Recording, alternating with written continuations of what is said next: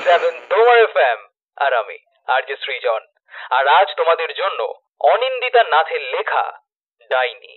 আজকের গল্প পাঠে টেলোগ্রাফ ক্রিয়েশনসের তরফ থেকে সৌরভ, স্বাতী, নীলাশিস, অম্বালিকা, শুভ, অরুণিতা, পিয়ালি এবং সুজয়। সাথে রয়েছি আমি আরজে সৃজন। এডিটিং এবং সাউন্ড ডিজাইনে রয়েছে টেলোগ্রাফ ক্রিয়েশনস। গল্পের স্ক্রিপ্টিংয়ে অন্বেষা মিত্র। গল্পের poster design Surya from blur. গল্পের প্রোডাকশন এবং এপিসোড ডিরেকশনে আমি আরজে সৃজন। তো শুরু হচ্ছে আজকের গল্প, অনিন্দিতা নাথের লেখা ডাইনি।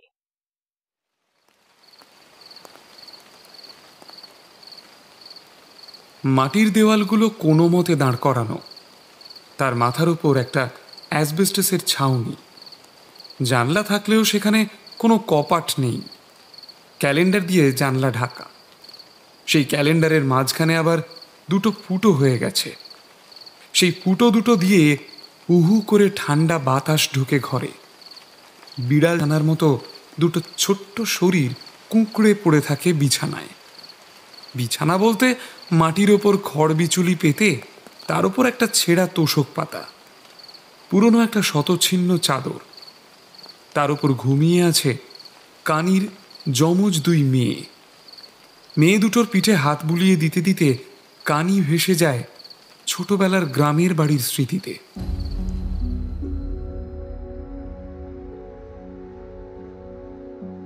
জন্ম থেকে বাবাকে কোনোদিন দেখেনি। বাবা নাকি কোথায় হারিয়ে গেছে।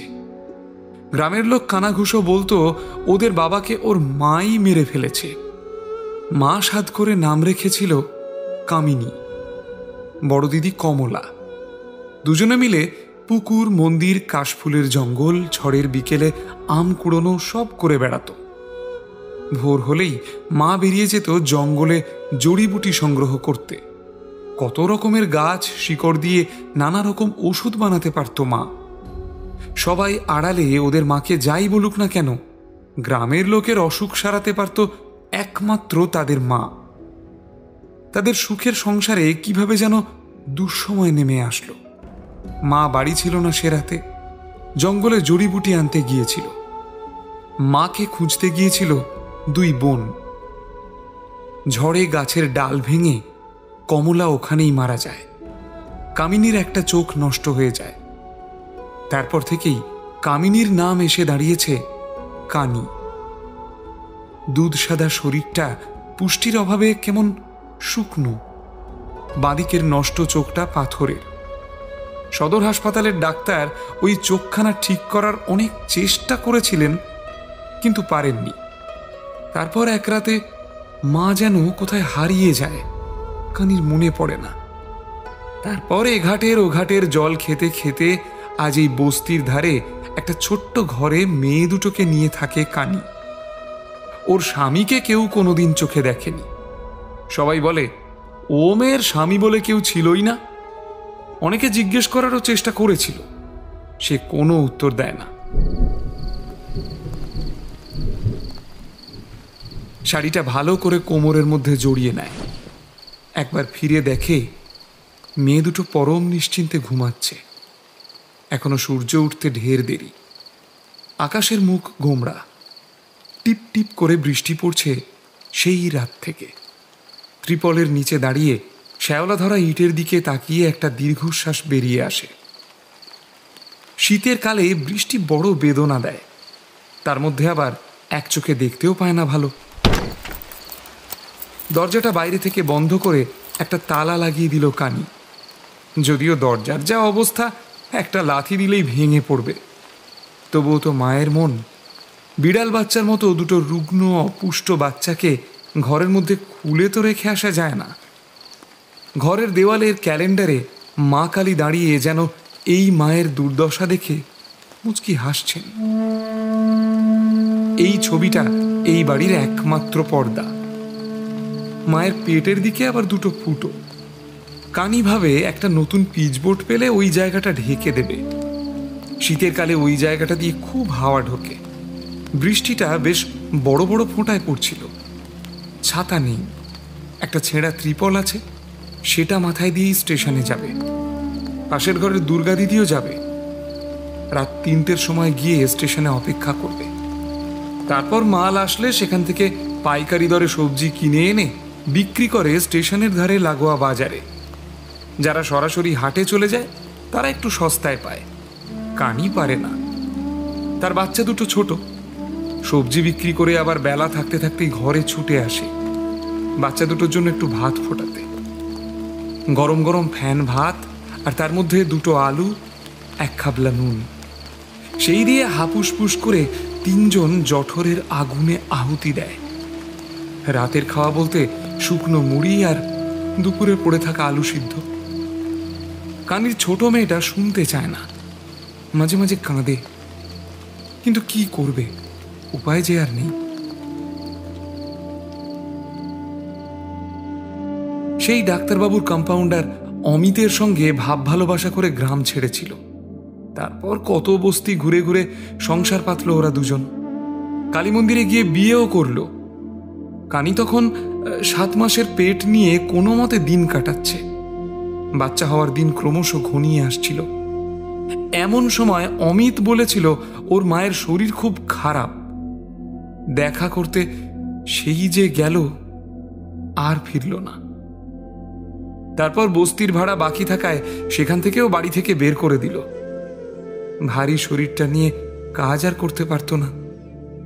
সরকারি হাসপাতালে বাচ্চা হলো, তাও যমজ। ঈশ্বর হয়তো ওপরে বসে খুব মজা পেয়েছিলেন কানির অবস্থা দেখে। একলা মা পাখি যেমন পাখনা মেলে ঝড়ের দিনে তার বাসা সামলায়, ঠিক সেভাবেই বাচ্চা দুটোকে নিয়ে কানি উঠেছিল মফস্বলের এই বস্তির একটা ছোট্ট ঘরে। তখন যদিও তার সাথে বেলাদি থাকতেন। বুড়ির দেখাশোনা করত, তার বদলে মাথা গোঁজার জায়গা পেয়েছিল। বুড়ি বলেছিল যতদিন খুশি ও এ ঘরে থাকতে পারে, তাকে কেউ বের করতে পারবে না। বছর 2 পর বুড়ির চোখ বুঝল। তারপরে আরো 5টা বছর কেটে গেছে। মাঝে মাঝে কয়েকজন লোক এসে ভাড়া চাইলেও কানি একটা জিনিস পরিষ্কার বলে দিত, বাড়ির কাগজ তোমরা যদি দেখাতে পারো তাহলে আমি ভাড়া দেব। তারপর কেউ আর বেশি মুখ লাগায়নি, শুধু স্টেশন রোডের মন্টু ছাড়া। ঘরের বাইরে দাঁড়িয়ে এসবই ভাবছিল। এমন সময় দুর্গা ভ্যাটের মাঠের দিক থেকে বড় ত্রিপলটা মাথায় দিয়ে এসে চিৎকার লাগায়, কানি চল রে, ওদিকে কোথায় গিয়েছিলে? দুর্গা উত্তর দেয় না, সাবধানে পা ফেলে এগিয়ে যায়। হড়হড়ে কাদায় একেবারে পিচ্ছিল হয়ে গেছে জায়গাটা। দুর্গা যেতে যেতে বিড়বিড় করে বলে, বড় লোকেরা ঘরের মধ্যে চাদর টেনে ঘুমাচ্ছে, আর আমাদের দেখো এই শীতে যাতে বৃষ্টিতে ভিজে যেতে হবে এখন স্টেশনে। কানি আর কিছু বলে না, চুপচাপ শোনে। হাঁটতে হাঁটতে এগিয়ে আসে বড় রাস্তার দিকে। মোড়ের মাথায় একটা ছোট্ট মন্দির। মা কালী আর বড় ঠাকুর হাঁ করে তাকিয়ে আছে রাস্তার দিকে। একটা পর্দা দিয়ে তাদের বন্ধ করা থাকলেও হাওয়ায় পর্দাটা সরে গেছে। কানি নিচু হয়ে নমস্কার করে শাড়ির কোচর থেকে 1 টাকা দান বাক্সের মধ্যে ফেলে দিল। দুর্গা দূরে দাঁড়িয়ে মুখ বেঁকায়। তুই ওই পাথরের মূর্তিটাকে রোজ টাকা দিস কেন রে? রাখলে তো মাসে 30টা টাকা হয়। মেয়ে দুটোকে একটু দুধ খাওয়াতে পারিস তো ওই টাকা দিয়ে। পাথরের বেটি শুধু বড় লোকের। দেখিস না, বড় বড় প্যাকেট মিষ্টি দিলে পুরোহিত কেমন দাঁত বার করে মায়ের মুখের সামনে ধরে, যেন মা নিজেই মিষ্টিগুলো খাবে। বেটির যদি প্রাণে মায়া থাকতো তাহলে আমাদের দিকে মুখ তুলে তাকাতো না। কানি কিছু বলতে পারে না, মায়ের দিকে তাকায় অভিমান ভরে। দুর্গা দিদির এসব কথাগুলো ওর মাথায় ঢোকে না। আবার 2টো হাত বুকের কাছ থেকে মাথায় ঠেকিয়ে বলে, চলো, দেরি হয়ে যাচ্ছে। রেল লাইনে পড়ে থাকা উঁচু নিচু পাথরের উপর দিয়ে এগিয়ে চলে। সোডিয়াম ভেপারের আলোগুলোর উপর দিয়ে পোস্তদানার মতো জল নামছে। ওরা স্টেশনে এসে দাঁড়ায়। আর কিছুক্ষণের মধ্যেই স্টেশন কাঁপিয়ে ট্রেন আসবে। প্রথম ট্রেন। সবজি নিয়ে ত্রিপল পেতে বসে কোণের দিকে। মূল বাজারে বসলে ভাড়া দিতে লাগে। কানির তা দেওয়ার ক্ষমতা নেই, তাই যেখানে জায়গা পায় বসে যায়। তবে জায়গাটা এখন তার পাকাপাকি, ভাড়া দিতে হয় না। কিন্তু এখান থেকে ওকে কেউ ওঠাতেও পারে না, কারণ দুর্গা দিদি ঠিক তার পাশেই বসে। তার মুখের ভয়ে আশেপাশের কেউ আর বিরক্ত করে না। আজ অনেক রকম শাক নিয়ে বসেছিল, টুকটাক বিক্রিও হয়ে যাচ্ছে। দুর্গা দিদি চোখের ইশারায় লোক দেখলেই বলে দেয় কার কাছে কি রকম দাম কষাতে হবে। কিছু লোক থাকে ঠিক দাম বললেও 2 টাকা কম করবে। আগে কানি বুঝতো না, এখন দুর্গা দিদির জন্য অল্প অল্প বুঝতে শিখেছে। বৃষ্টি কমে গিয়ে সূর্যের নরম আলোটা এখন বেরিয়ে এসেছে। বেলা 10টা বাজে। আরও 2টো ট্রেন চলে যাওয়ার পরেই ও উঠে যাবে। দুর্গা দিদি পাশ থেকে বলল, আজ তো সেরকম সবজি বিক্রি হলো না, তুই কি চলে যাবি? হ্যাঁ গো, মেয়ে দুটো সেই কাল দুপুরে 2টো ভাত খেয়েছে, চাল কিনে নিয়ে ভাত বসাবো। প্লাস্টিকের বোঁচকা থেকে একটা প্যাকেট এগিয়ে দেয় দুর্গা। এটা নিয়ে যা। কি গো, রোজ রোজ কেন দাও গো দুর্গা দিদি? তুই তো কিনবি, আমার তো ফেলা নিয়ে যাবে, বেশি বকিস না। 4 আঁটি শাক বেঁচে ছিল। এই কটা পারলে বেচে দিও, আমি আসি। সবকিছু গুছিয়ে উঠতে যাবে এমন সময় দূর থেকে এক মহিলা এসে কানিকে জিজ্ঞেস করলো, তোমার কাছে ফল আছে? আমার একটু ফলের দরকার ছিল।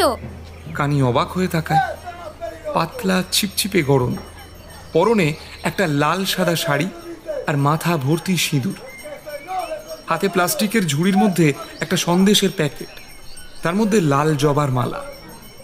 প্যাকেটের পাশে একটা হলদে রঙের বড় নোট উকি দিচ্ছে। মেয়েটা আবার জিজ্ঞেস করলো, তোমার কাছে ডাব আছে গো? কানি দুপাশে মাথা নাড়ে। আসলে আমার একটু ফলের দরকার ছিল পুজোর জন্য। দুর্গা কি মনে হতেই পাশ থেকে বলল, সুবলের দোকান থেকে একটু ফল এনে দে না দিদিমণিকে। তারপর কানি মেয়েটির উদ্দেশ্যে বলল, ওকে পয়সা দিয়ে দিন, ও এনে দেবে। খুব ভালো হয় তাহলে। আমি আসলে বাজারের ভেতরে না যেতে চাইছি না, মাছের বাজার পেরিয়ে যেতে হবে। হ্যাঁ, আসলে স্নান করে এসেছি তো। এই আপেল, কলা আর একটা ডাব আনলেই হবে। আমার কাছে 2 রকমের ফল আছে। কানি তাড়াতাড়ি করে সুবলের ফলের দোকানের দিকে পা বাড়ায়। এই যে, এই নিন। বলেই ফলের প্যাকেটটা এগিয়ে দিয়ে বাকি পয়সাগুলো মেয়েটার দিকে এগিয়ে দেয়। দুর্গা তখন অন্য খরিদ্দার সামলাতে ব্যস্ত। বাহ, এ তো কমে হয়ে গেল। দুর্গা একবার কানির দিকে তাকিয়ে কোচর থেকে একটা পান বের করে মুখে ভরে চিবোতে চিবোতে বলে, বাজারে ওর মতো সৎ মানুষ কেউ নেই গো দিদি, বড় দুঃখীও। তুমি তো নতুন এসেছো, পারলে আমাদের থেকে একটু সবজি বাজার কিনো, তাহলে বড় উপকার হয়। মেয়েটার মুখটা কেমন জানি হঠাৎ করে পরিবর্তন হয়ে গেল। তারপর নিজেকে সামলে নিল। নিশ্চয়ই, আমি পুজো দিয়ে যাওয়ার সময় তোমাদের থেকে সবজি নিয়ে যাব। বলেই চলে গেল। কানি ফেরার পথ ধরল। স্টেশন রাস্তা থেকে নেমে এসে চালের দোকান থেকে চাল কিনলো কানি। বাকি টাকা দিয়ে কালকে সবজি তুলবে। ঠিক করেছে এবার থেকে অল্প অল্প ফলও রাখবে সে। সামনের মন্দিরটাতে তো প্রায়ই পুজো লেগে থাকে। সুবলের দোকানে অনেকে যেতে চায় না মাছের বাজারটার জন্য। অল্প অল্প ফল তুললে অন্তত পুজোর দিনগুলোতে বিক্রি হবে। হাঁটতে হাঁটতে কানি দেখলো নতুন দিদি ভক্তি ভরে মাকে পুজো দিচ্ছে। কানির ওকে দূর থেকে দেখে যেন মনে হয় সাক্ষাৎ দেবী নেমে এসেছেন স্বর্গ থেকে। মেয়েটার পাশে আরেকজন দাঁড়িয়ে। ওকে কানি ভালো মতো চেনে।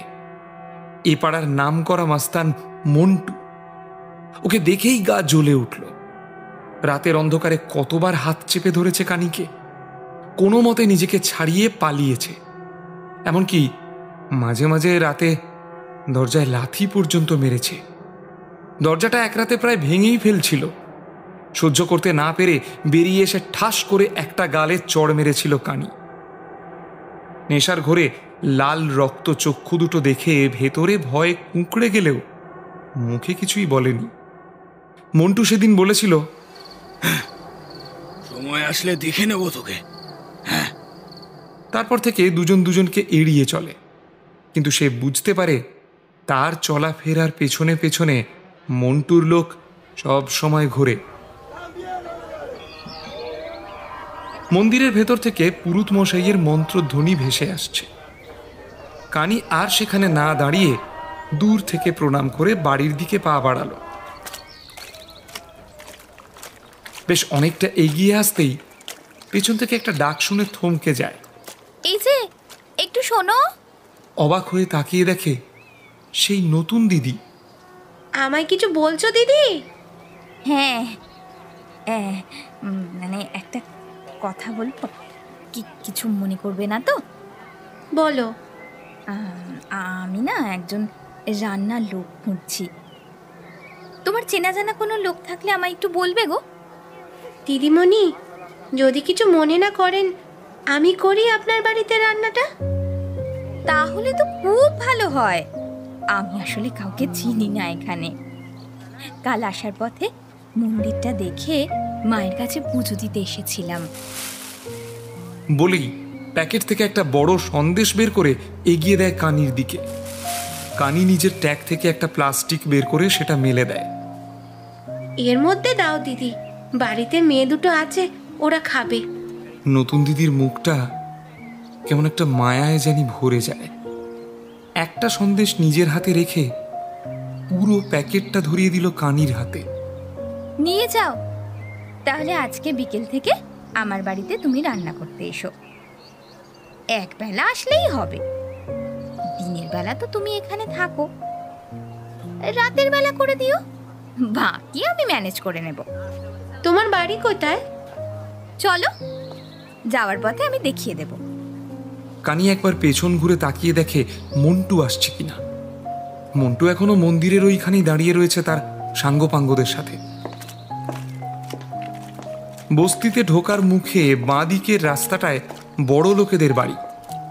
বস্তির বেশিরভাগ লোকই ওই বাড়িগুলোতে কাজ করে। একটা বড় বাড়ির একতলার দরজা খুলে নতুন দিদি ভেতরে ঢুকে যায়। এই বাড়িতে আমি থাকি। তুমি বিকেল 6টা নাগাদ এসে যাও, কেমন? আসবো দিদি, অন্য কাউকে রেখো না কিন্তু। এ কাজ পেলে আমার বড় উপকার হবে গো। আমি অনেক দিন ধরে কাজ খুঁজছি, বাচ্চা দুটো ছোট তো, তাই দিনের বেলা কাজ নিতে পারি নে। না না, আমি অন্য কাউকে আর রাখবো না। বাড়িতে তো বেশি লোক নেই, দুজন মাত্র মানুষ, আমি আর আমার স্বামী। ছেলে পিলে নেই? নতুন দিদির মুখটা কেমন একটা শুকিয়ে যায়। কানির মাথায় একটা হাত রেখে বলে, না গো, নেই। সবার কি আর তোমার মতো কপাল? আমার মতো কপাল জানি কারণ না হয় গো নতুন দিদি। পাশের বাড়িতে কোনো ঘড়িতে ঢং ঢং করে 11টা ঘন্টা বেজে উঠল। আমি যাই গো দিদি, মেয়ে দুটো সকাল থেকে না খেয়ে বসে আছে। তোমার এই সন্দেশ আর মুড়ি দেব, ওরা বড় খুশি হবে। আমি আসি দিদি। বলেই কানি গলি ছেড়ে বস্তির দিকে এগিয়ে যায়। তারপরেই লাল রঙের একটা বাইক এসে দাঁড়ালো সেই একতলা বাড়ির নিচে। কানি ততক্ষণে পাড়ার মোড় ঘুরে নিজের মাটির ঘরের সামনে এসে দাঁড়িয়েছে। বস্তিতে ঢুকতেই একটা ভিড় চোখে পড়ল। ওর ঘর থেকে বেশ দূরে ভিড়টা। দরজাটা খুলে দেখে মেয়ে দুটো ঘরে বসে আছে চুপচাপ। সন্দেশের প্যাকেটটা এগিয়ে দিয়ে জটলার দিকে চলে গেল। অনেক লোকজন ঘিরে রয়েছে। সেই জায়গাটা সাধারণত কেউ ব্যবহার করে না। লোকজন নোংরা ফেলে একেবারে পাহাড়ের মতো উঁচু করে রেখেছে। সেখান থেকে দুটো সাদা পা দেখা যাচ্ছে। ভিড় ঠেলে সেদিকে এগিয়ে যায়। একটা অপরিচিত মুখ উল্টো হয়ে পড়ে আছে। সারা শরীরে প্রাণের যে অংশ নেই সেটা স্পষ্ট বোঝা যাচ্ছে। কতকগুলো মাছি উড়ে লোকটার নাকে মুখে বসছে। পেছন থেকে পুলিশের সাইরেনের শব্দ শুনতেই ভিড়টা একেবারে পাতলা হয়ে গেল। তাড়াতাড়ি করে ছুটে গেল যে যার বাড়িতে। একটা কথা কানে ভেসে আসলো, ডাইনি বেরিয়েছে, সে টেনে নিয়ে এসেছে। এই জায়গাটা গ্রাম থেকে মফস্বল হলেও এ ধরনের কথাবার্তা বা মন মানসিকতা লোকের এখনো পরিবর্তন হয়নি। আস্তে আস্তে সে এগিয়ে যায় নিজের ঘরের দিকে। দুর্গা দিদির বাড়ির দরজা এখনো বন্ধ। মনে মনে ভাবে হয়তো এখনো বাজার থেকে ফেরেনি।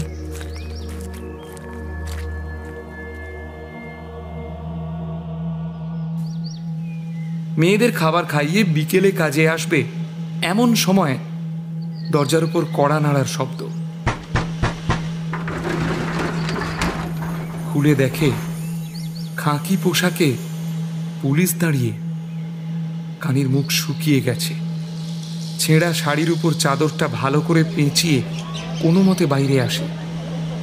পাশের বাড়িতে যে মহিলা থাকে সে কোথায় জানো? কানি আরেকবার নিচু হয়ে তাকায় দুর্গার দরজার দিকে। দরজাটা এখনো বন্ধ। না সাহেব, জানি না তো। তোমরা তো সকালে একসাথেই বাজারে বসো।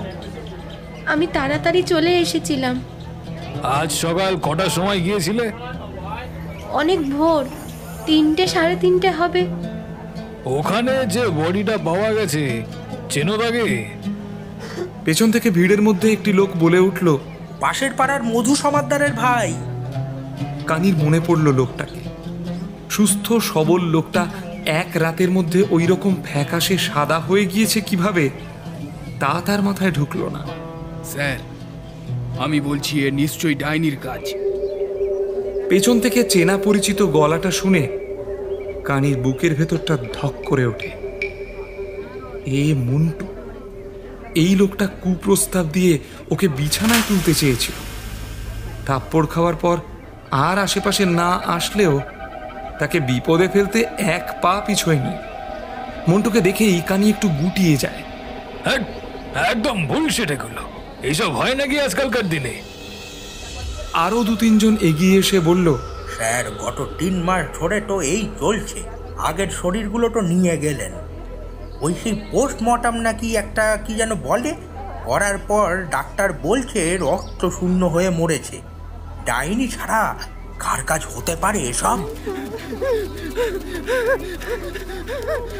ততক্ষণে মৃতের বাড়ির লোক হাউমাউ করে কাঁদতে কাঁদতে পাশ থেকে ছুটে চলে গেল। চোখের কোণ দিয়ে সবাই একবার দেখে নিল। পুলিশ অফিসার আবার বলতে শুরু করলেন, লোকটা রাত্রিবেলা কখন বাড়ি থেকে বেরিয়ে এসেছে কেউ জানে না। পাশে ভাই ঘুমিয়েছিল।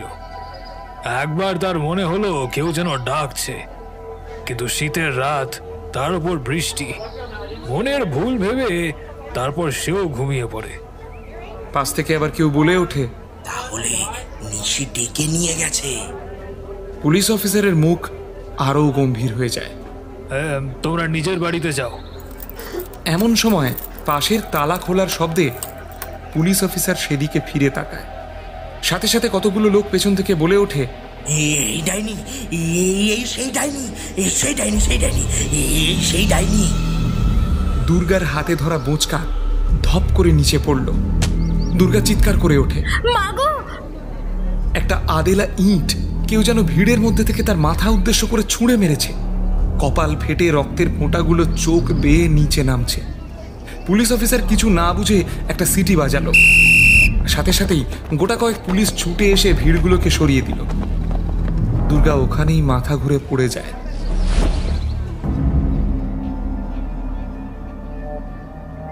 কানি কোনো মতে ওকে নিয়ে ঘরে এসে শোয়ালো। তুলো দিয়ে কপালের ক্ষতটা পরিষ্কার করে। কিছুক্ষণ পর দুর্গা চোখ খুলে তাকায়। দিদি, তোমার শরীর ঠিক আছে? কি হয়েছিল রে? আমায় হঠাৎ করে মারলো কেন ওরা? কানির মুখ থেকে সব শুনে দুর্গার মুখে একটা বেঁকা হাসি খেলে যায়। একা মেয়ে মানুষ দেখলে এদের শরীর লক লক করে। বিছানায় তুলতে না পারলে মেয়েরা ডাইনি। দিদি, এখানে একটু ফ্যান ভাত খেয়ে যাও। দুর্গা একটা 10 টাকার নোট বার করে কানির হাতে দিয়ে বলে, তোর শাকের পয়সাগুলো ধর, আমি যাই। গাটা ম্যাচ ম্যাচ করছে। কানি আবার বলল, ওই চালের দোকানের মধু সমাদ্দারের ভাই যদু মারা গেছে। জানি। দিদির চোখের মণি দুটো লালচে হয়ে আবার কালো হয়ে যায়। কানি একটু গুটিয়ে যায়, মেয়ে দুটোকে বুকের কাছে জড়িয়ে ধরে। তাহলে কি সত্যি সত্যি দুর্গা দিদি ডাইনি? দরজা থেকে বেরিয়ে যাওয়ার সময় একবার পিছন ঘুরে তাকায় দুর্গা। একটা ব্যঙ্গের হাসি খেলে যায় তার চোখে মুখে।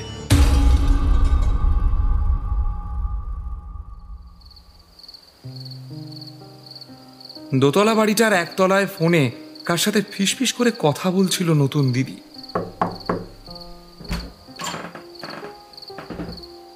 দরজায় কড়া নাড়তেই দরজা খুলে দিয়ে দেখলো কানি দাঁড়িয়ে আছে। একগাল হেসে ওকে রান্নাঘরটা দেখিয়ে দেয়। রান্নাবান্না করে কানি বেরোতে যাবে এমন সময় নতুন দিদি পেছন থেকে ডাক দেয়, রাতের খাবারটা নিয়ে গেছো?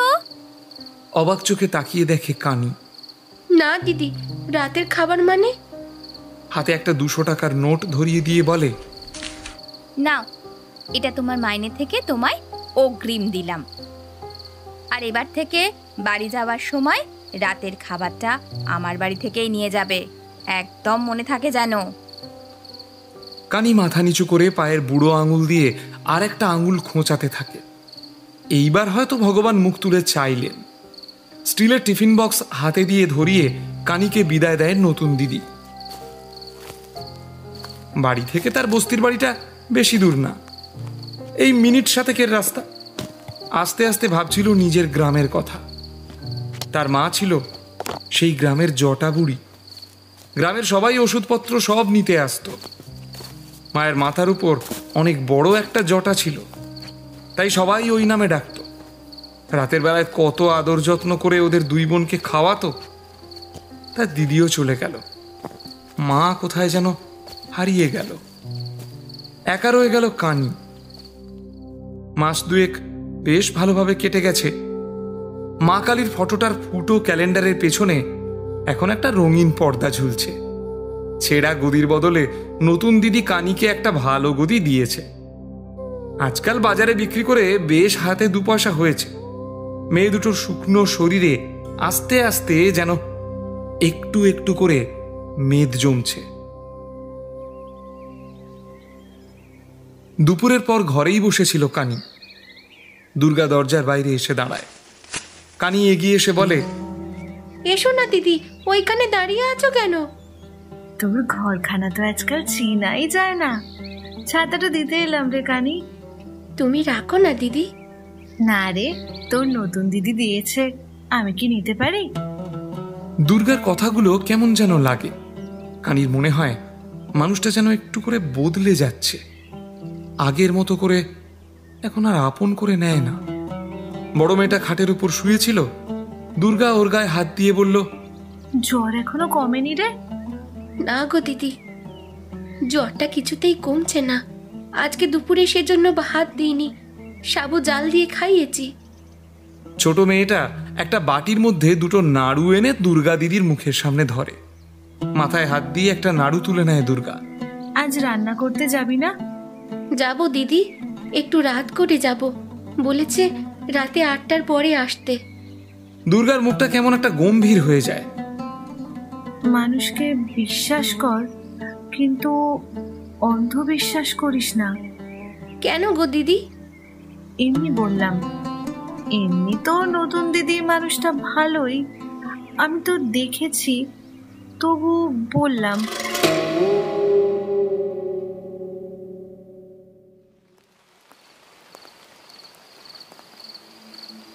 কানির মনে কু ডেকে ওঠে। রাত 8টা বাজে। এখন আবার টিপটিপ করে বৃষ্টি নেমেছে। ছাতাটা খুলে ধীরে ধীরে এগিয়ে যায় নতুন দিদির বাড়ির দিকে। তার কাছে চাবি রাখা আছে।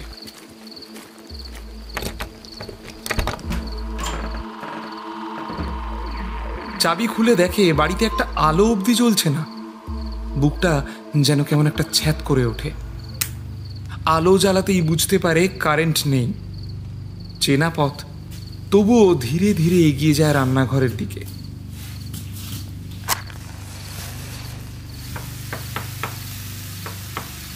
মোমবাতি জ্বালিয়ে রান্না করে।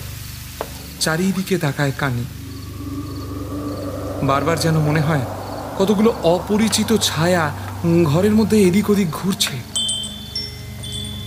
টুংটাং কয়েকটা শব্দ ভেসে আসে আশপাশ থেকে। মোমবাতির স্বল্প আলোয় বাড়ির মধ্যে একবার পুরো ঘুরে নিল। কোথাও কেউ নেই। আজ ভালো লাগছে না তার। আজ আর রান্না করবে না। দিদিকে বলে দেবে শরীরটা ভালো ছিল না, তাই আজকে আর আসেনি। তাড়াতাড়ি করে বেরোতে গিয়ে পায়ের নিচে কিছু একটা বেঁধে হুড়মুড়িয়ে পড়ে গেল। মোমবাতিটা হাত থেকে পড়ে ততক্ষণে নিভে গেছে। ধুলো ঝেড়ে উঠে দাঁড়িয়ে চারপাশে তাকায়। একটা ছায়ামূর্তিকে দেওয়ালের এদিক থেকে ওই দিকে চলে যেতে দেখল। কে কে ওখানে? কোনো উত্তর নেই। একটানা ঝিঝির শব্দ আর ব্যাঙের ডাক ছাড়া আর কোনো শব্দ নেই। চারিপাশ হাতড়েও মোমবাতিটা খুঁজে পায় না। দেওয়াল ধরে ধরে এগিয়ে যায় বাড়ির সদর দরজার দিকে। ছিটকিনি খুলে বেরোতে যাবে, তখনই বুঝতে পারে দরজাটা কেউ বাইরে থেকে বন্ধ করে দিয়ে গেছে। চিন্তায় উৎকণ্ঠায় গলা ঠেলে কান্না বেরিয়ে আসে। দরজার উপর অনেক জোরে জোরে আঘাত করতে থাকে কানি, কিন্তু কোনো লাভ হয় না। দরজা বন্ধ। সারা রাত ওই ঘরের মধ্যেই বন্ধ হয়ে পড়ে থাকলো। হাজার চিৎকারেও কারোর কানে পৌঁছায় না। দোতলার বাড়িওয়ালা 3 দিন হলো বাইরে কোথাও ঘুরতে গেছে। আশেপাশের বাড়িগুলো একটু দূরে দূরে। কাঁদতে কাঁদতে দরজার কাছেই শুয়ে পড়েছিল। কখন যেন চোখ লেগে এসেছিল। এমন সময় খট শব্দে ঘুমটা ভেঙে উঠে দাঁড়ায়। সূর্যের আলো চোখে পড়তেই মনে পড়ল সে সারা রাত এখানে আটকে পড়েছিল। আর তার মেয়ে দুটো বুকের মধ্যে হু হু করে ওঠে। নিশ্চয়ই কোনো একটা বিপদ হয়েছে ওদের। দরজাটা খুলতেই দেখে সামনে সেই পুলিশ অফিসার দাঁড়িয়ে। তুমি এখানে কি করছো? অফিসারকে ধাক্কা দিয়ে ছুটে নিজের ঘরের দিকে যেতে ইচ্ছে করে ওর। কান্নায় গলা বুঝে আসছে কানির। ভয়ে বুকের হৃৎপিণ্ড যেন গলা ঠেলে বেরিয়ে আসবে। মনে মনে ভাবে পুলিশ এসেছে কেন? আমি এই বাড়িতে কালকে রান্না করতে এসেছিলাম, আর এসে দেখি কে জানে দরজাটা বাইরে থেকে বন্ধ করে দিয়ে গেছে। চাবি পেলে কোথায়? চাবি তো দিদি আমার কাছে রেখে দিয়ে গিয়েছিল। পুলিশ অফিসার বাড়ির ভেতরে ঢুকে আশপাশটা ভালো করে দেখে কানিকে বলল, চলো আমার সাথে। কোথায় যাব সাহেব? কাল সারা রাত বাড়ি ফিরিনি, মেয়ে দুটো একা আছে। পুলিশ অফিসারের মুখটা কেমন যেন করুণ হয়ে যায়। চলো। কানি আর কোনো কথা বলে না, এগিয়ে যায় পুলিশ অফিসারের দিকে।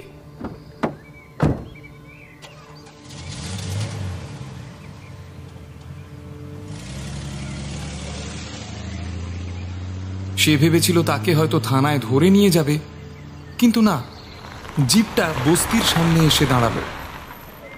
তার ঘরের সামনে ভীষণ ভিড়। কানি গাড়ি থেকে নেমে ছুটতে ছুটতে চলে যায় নিজের ঘরের দিকে। বিছানা বালিশপত্র সব লন্ডভন্ড করেছে কেউ। ছোট মেয়েটা ঘরের কোণে বসে ঠক ঠক করে কাঁদছে। কানিকে দেখে ছুটে আসে তার কাছে, 2 হাতে জড়িয়ে ধরে। এমন সময় বাইরে আবার পুলিশের গাড়ির শব্দ। মেয়েটাকে নিয়ে বাইরে এসে ছুটে আসে পুলিশের কাছে। দুর্গা দিদির বাড়ির দরজা হাট করে খোলা। খেয়াল করে দেখে খোলা দরজার ভেতর থেকে 2টো পা বেরিয়ে এসেছে। পা দুটো চেনে কানি। এরকম ভাবে শুয়ে আছে কেন মানুষটা? ছুটে যায় সেদিকে, গিয়ে চিৎকার করে ওঠে। কেউ মেরে রেখে দিয়ে গেছে দুর্গাকে। গলায় 5 আঙুলের দাগ। শরীরটা দরজায় আড়াআড়ি ভাবে পড়ে রয়েছে। পুলিশ অফিসার টুপিটা খুলে বলে, এটা তো আর ডাইনির কাজ নয়। তোমরা তো ওকে সন্দেহ করেছিলে। ও ডাইনি হলে ওকে মেরে রেখে গেল কারা? কানির মনে পড়ে তার বড় মেয়েকে খুঁজে পাওয়া যাচ্ছে না। সাহেব, আমার বড় মেয়ে। পুলিশ অফিসারের গলার স্বর এখন আগের থেকে অনেক নরম। রাত্রিরে তোমার বাচ্চাগুলোকে এইভাবে একা ছেড়ে রেখে যাওয়া কিন্তু উচিত হয়নি। দুশ্চিন্তায় দম আটকে আসছে তার। ছোট মেয়েটা দুহাতে পেঁচিয়ে রেখেছে মাকে। ও মা, কি হয়েছে মা, বলো না, দিদি কোথায়?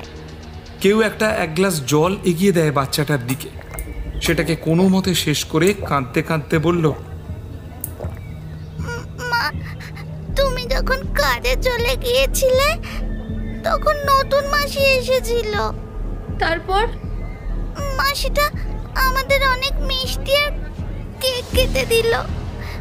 দিদির তখনও জ্বর নামেনি, তাই দিদি খেতে চাইছিল না। মাসিটাও জোর করে আমাদের মিষ্টিগুলো খাওয়ালো। কানির বুকটা ভয়ে ধকধক করছে। যে মানুষটাকে এত বিশ্বাস করেছিল সে কিনা। তারপর তারপর বলল মায়ের কিছু একটা হয়েছে, এক্ষুনি গাড়ি নিয়ে মাকে আনতে যেতে হবে। তখন কটা বাজে? তখন অনেক অনেক রাত। আমি তো ঘড়ি দেখতে পারি না। গাড়িতে উঠতে যাব এমন সময় দুর্গা মাসি ঘর খুলে ছুটে এলো। ওরা দুজনে অনেকক্ষণ কথা বলল। তারপরে একটা লোক কালো রঙের জামা পরেছিল। অন্ধকারে মুখ দেখতে পাইনি। লোকটা দুর্গা মাসির গলা চেপে ধরলো। নতুন মাসি আমাদের দুজনকে গাড়িতে টেনে নিয়ে তুললো। ততক্ষণে দুর্গা মাসি কেমন যেন হয়ে পড়েছিল। দুর্গা মাসির শরীরটাকে দরজার ওইখানে ছুঁড়ে ফেলে দিয়ে আমাদের দুজনকে গাড়ির মধ্যে চেপে ধরলো নতুন মাসি। কালো জামা পরা লোকটা গাড়িতে উঠে বসতেই আমি নতুন মাসির হাতে জোরে কামড় দিই। চিৎকার করে ওঠে মাসি। তারপর দরজা খুলে ছুটে পালিয়ে আসি। দিদির হাত ধরে টানছিলাম, কিন্তু দিদি ঘুমিয়ে পড়েছিল। আমি কতবার ডাকলাম, ওরা গাড়ি চালাতে চালাতে বলল বড়টাকে তুলেছি, ছোটটাকে দুদিনের মধ্যে তুলে নেব, চিন্তা করিস না। এখন তাড়াতাড়ি চল বলে নতুন মাসিকে নিয়ে কোথায় চলে গেল। ও মা।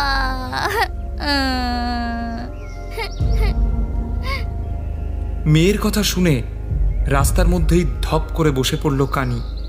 আমরা লোকাল থানায় এবং সব জায়গায় তোমার মেয়ের ছবি দিয়ে উদ্ধারের চেষ্টা করছি। একটা দল এই জায়গায় অনেক দিন ধরে আস্তানা ঘিরে রেখেছে। ছোট ছোট বাচ্চা মেয়েদের নিয়ে পাচার করে দেয়। বড় মেয়েটার শরীর ভালো ছিল না, তাই সে কেকের মধ্যে মেশানো ওষুধ খেয়ে ঘুমিয়ে পড়েছিল। আমি খোঁজ লাগাচ্ছি।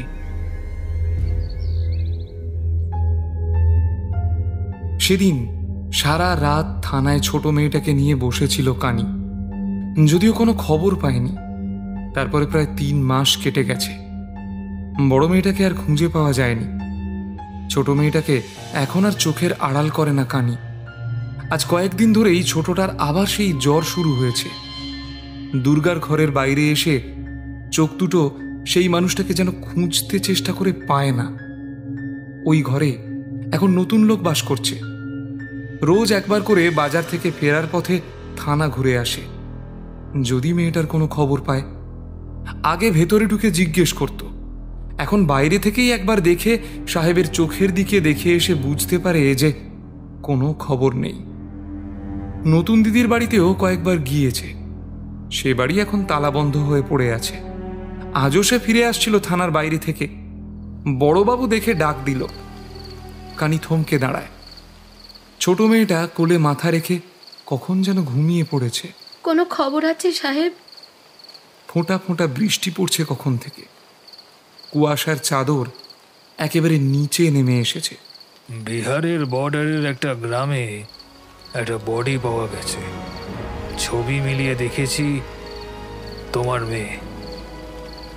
শরীরে এমন অবস্থা ছিল যে তাকে এখনো আনা সম্ভব নয়। তুমি কি যেতে পারবে? কানির শরীরটা যেন কেমন দুলে ওঠে। পড়েই যাচ্ছিল যদি বড়বাবু না ধরত। মেরেই যদি ফেললো তাহলে নিয়ে গেল কেন বাবু? অর্গান ট্রাফিকিং বোঝো? ফ্যাল ফ্যাল দৃষ্টিতে তাকিয়ে থাকে কানি। আমাদের শরীরের ভেতরের জিনিসপত্রগুলোর অনেক দাম, গোটা মানুষের দাম তার চেয়ে অনেক কম। বড়বাবু আরো অনেক কিছু বলতে যাচ্ছিল, কিন্তু সেসব কানির কান অবধি কিছুই পৌঁছালো না। হাঁটতে হাঁটতে এগোতে থাকে বাড়ির দিকে। ছোট মেয়েটার মাথা এলিয়ে পড়েছে, জ্বরে গা পুড়ে যাচ্ছে। সন্ধে হয়েছে অনেকক্ষণ। কালী মন্দিরের পাশ দিয়ে আসার সময় আজ আর কপালে হাত ঠেকালো না কানি। রোজ সকালে প্রণাম করতো আর বলতো, মেয়েটাকে ফিরিয়ে দাও মা। আজ আর বলল না। বস্তির সামনে ঘরের দরজা খুলতে যাবে এমন সময় ঝুপ করে চারিদিকে আলো নিভে গেল। অন্ধকারের চাদর যেন পুরো বস্তিটাকে এক মুহূর্তে ঢেকে দিল। দু একটা বাড়ি থেকে হলদেটে হ্যারিকেনের আলো জ্বলে উঠল। কানির মনে হলো তার অন্ধকার ঘরের সামনে কেউ যেন দাঁড়িয়ে আছে, পা দুটো যেন নড়ছে না। দূর থেকে জিজ্ঞেস করে, কে ওখানে? ছায়ামূর্তিটা একইভাবে দাঁড়িয়ে আছে। ছোট মেয়ের জ্বর আরো বেড়েছে, ঘরে গিয়ে ওষুধ খাওয়াতে হবে, কিন্তু ঘরে ঢুকতেই পারছে না। ছায়ামূর্তিটা যেন তার মনের কথা বুঝতে পেরে দরজা থেকে দূরে গিয়ে দাঁড়ায়। আশেপাশে তাকিয়ে তাড়াতাড়ি করে ছুটে ঘরে চলে যায় কানি।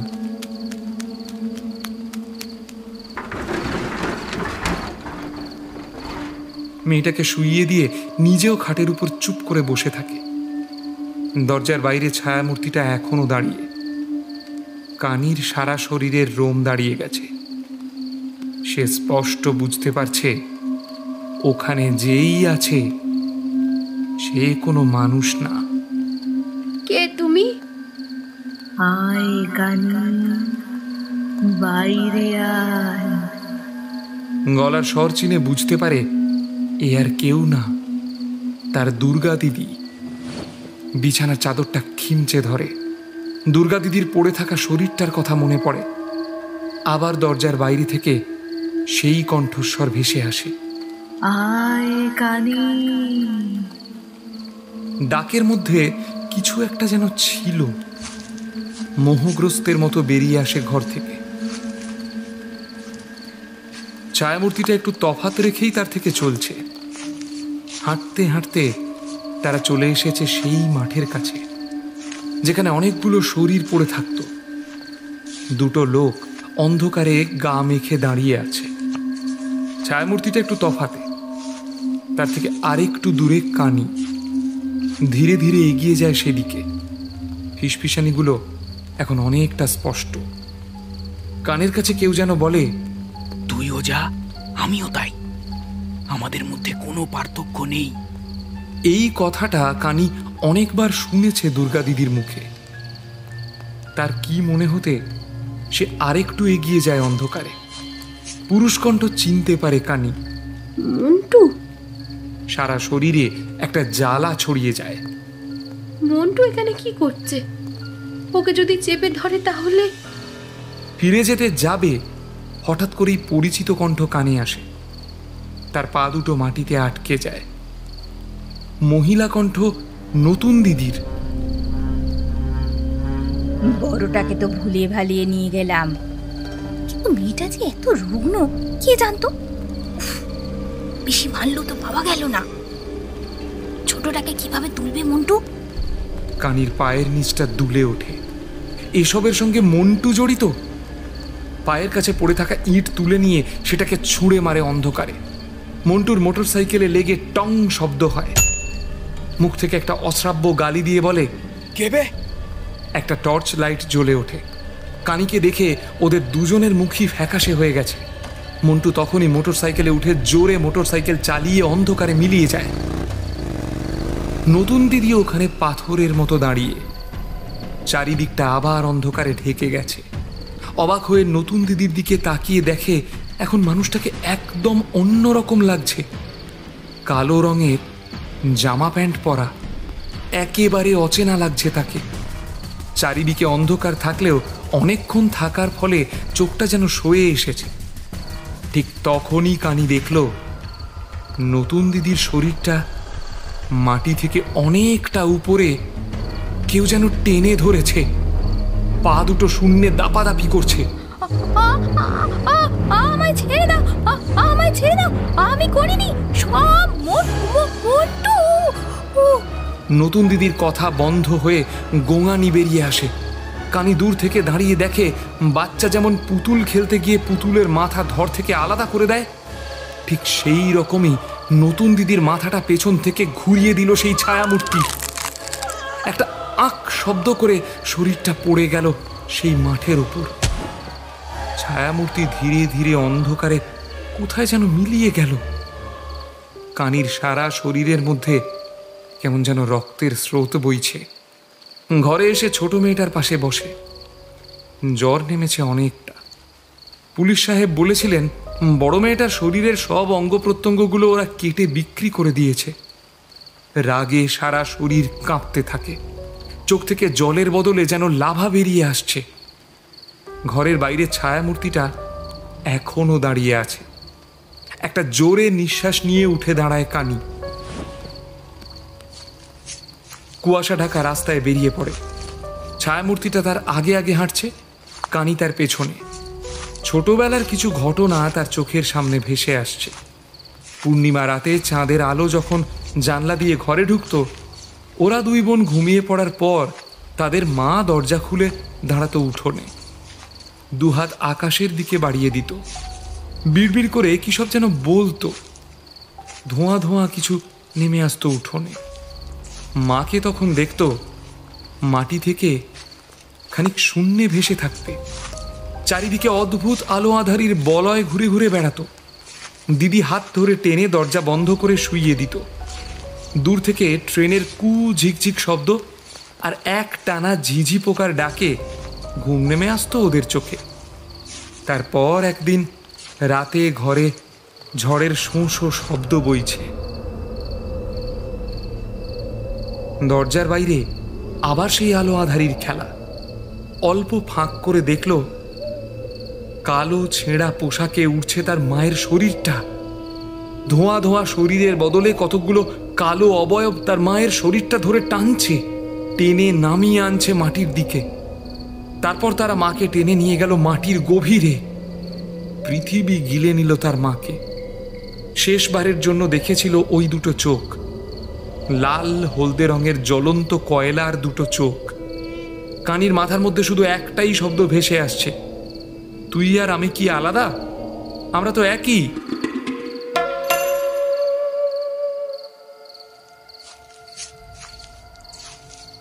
হাঁটতে হাঁটতে পৌঁছে যায় চেনা বাড়িটার সামনে। লাল রঙের বাইকটা দাঁড় করানো আছে সেখানে। রাত এখন 2টো কি 2:30 হবে। চারিদিকে মানুষের চিহ্ন মাত্র নেই। একটা কালো কুকুর কানিকে দেখে একটু পিছিয়ে গেল। লেজটা পায়ের নিচে ঢুকিয়ে কুঁই কুঁই শব্দে ছুটে গেল ভ্যাটের মাঠের দিকে। অন্ধকারে কানি হাতে ধরে রয়েছে কিছু। মন্টুর বাড়ির সামনে দাঁড়িয়ে আছে। জানালাটা খোলা, পর্দা দেওয়া। মন্টু ভেতরে বসে আছে। নাইট ল্যাম্পের আলোয় তার অস্পষ্ট অবয়ব বোঝা যাচ্ছে। মন্টু আয়। কে কে ওখানে? বলতেই হাতে ধরা ডাবের খোলার মুখটা বন্ধ করে দিল কানি। ধীর পায়ে এগিয়ে গেল মাঠের দিকে। পিছনে দুটো টলমলো পায়ের শব্দ। সে জানে কে আসছে তার পিছু। কিছুক্ষণ পর সে ফিরে আসে তার বস্তির ঘরে। সে জানে কাল সকালে মাঠের ওখানে মন্টুর রক্তহীন দেহটা খুঁজে পাওয়া যাবে। তার মুখের ওপর 2-4টে মাছি ভন ভন করে উড়বে। কানির ঘরের দরজা খোলা পড়ে থাকবে। কেউ থাকবে না সেই ঘরে। ছোট মেয়েটাকে নিয়ে সে চলে যাবে নিরুদ্দেশের পথে। তার আজ আর কোনো ভয় নেই। সে জানে তার দুর্গা দিদি সব সময় তার পাশে আছে। যাওয়ার সময় আজও কোচর থেকে 1 টাকা বার করে মা কালীর পায়ের সামনে রাখা দান বাক্সে ফেলে দিয়ে কপালে দুহাত ঠেকিয়ে বলে, মা মাত্রই ডাইনি, অন্ধকারে মিলিয়ে যায় কানি তার ছোট মেয়েকে নিয়ে। পাথরের তৈরি মূর্তির মুখে তখন ঝিলিক দেওয়া হাসি। অন্ধকারের বুকে দাঁড়িয়ে থাকা দুর্গার ছায়ামূর্তিটাও মিলিয়ে যায় স্টেশন বাজারের লাগোয়া গাঢ় অন্ধকারের মধ্যে।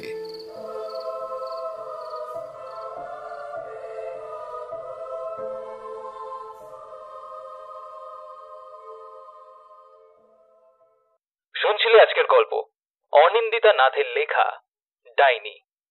আজকের গল্প পাঠে ছিল টেলোগ্রাফ ক্রিয়েশনসের তরফ থেকে সৌরভ, স্বাতী, নীলাশিস, অম্বালিকা, শুভ, অরুণিতা, পিয়ালি এবং সুজয়, এবং রয়েছি আমি আরজে সৃজন। গল্পের স্ক্রিপ্টিং এ রয়েছে অন্বেষা মিত্র, এডিটিং এবং সাউন্ড ডিজাইনে টেলোগ্রাফ ক্রিয়েশনস, গল্পের poster design Surya from blur, production এবং এপিসোড ডিরেকশন আমি আরজে সৃজন। তো কেমন লাগলো আজকের গল্প কমেন্ট করতে পারো, কিংবা আমাদের ফেসবুক বা ইনস্টাগ্রামও জানাতে পারো। আমার ফেসবুক আইডি এসডি সৃজন আর ইনস্টাগ্রাম হচ্ছে এসডি সৃজন 620। তো ভালো থেকো, ভালো রেখো, আর আমি আরজে সৃজন সাইনিং অফ।